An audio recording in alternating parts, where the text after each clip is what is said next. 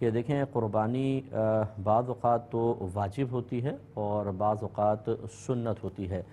واجب اس صورت میں ہوگی کہ جب آپ کے اندر قربانی کے 3 دنوں میں یعنی 10 ذوالحجہ، 11 اور 12 میں قربانی کی تمام شرائط پائی جائیں، یعنی قربانی کے واجب ہونے والی تمام شرائط قربانی کے 3 دنوں میں پائی جائیں تو آپ پہ قربانی واجب ہے۔ وہ شرائط کیا ہیں وہ میں عرض کرتا ہوں،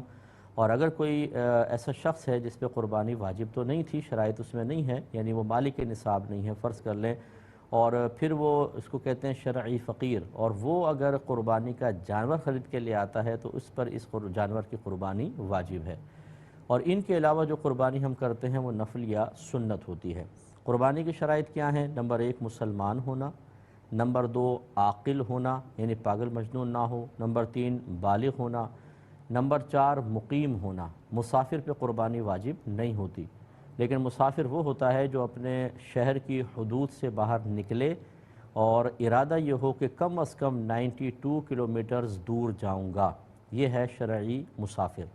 اب جب تک یہ اس مقام پہ نہیں پہنچ جاتا یہ مسافر رہے گا،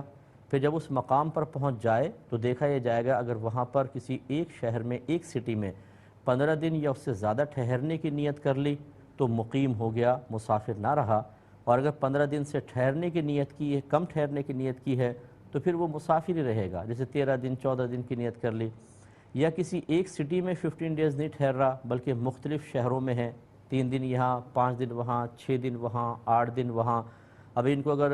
جمع کریں تو 15 دن سے زیادہ ہو جائیں، لیکن علیحدہ کریں تو کسی بھی سٹی میں 15 دن تک ٹھہرنے کی نیت نہیں کی تو یہ شرعی مسافر رہے گا، اس پہ قربانی واجب نہیں ہوتی۔ اور آخری ہوتا ہے مالک نصاب ہونا۔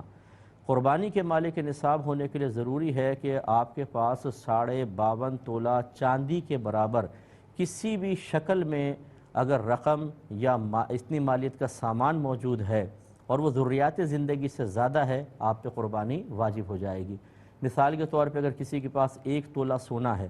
زکوٰۃ تو اس پہ نہیں بنے گی لیکن قربانی واجب ہو جائے گی کہ 1 تولہ سونا 52.5 تولہ چاندی سے زیادہ کی مالیت رکھتا ہے۔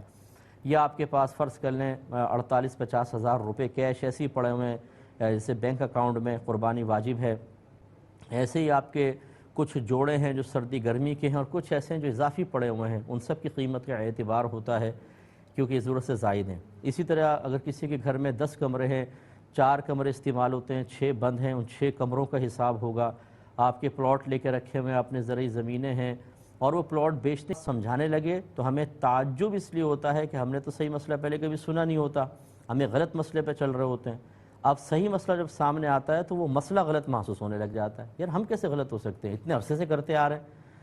ارے بھائی اتنے عرصے سے اگر آپ کرتے آ رہے ہیں تو آپ کا طویل عرصے سے کسی عمل کو اپنانا کیا یہ کوئی شرعی دلیل بن گیا ہے،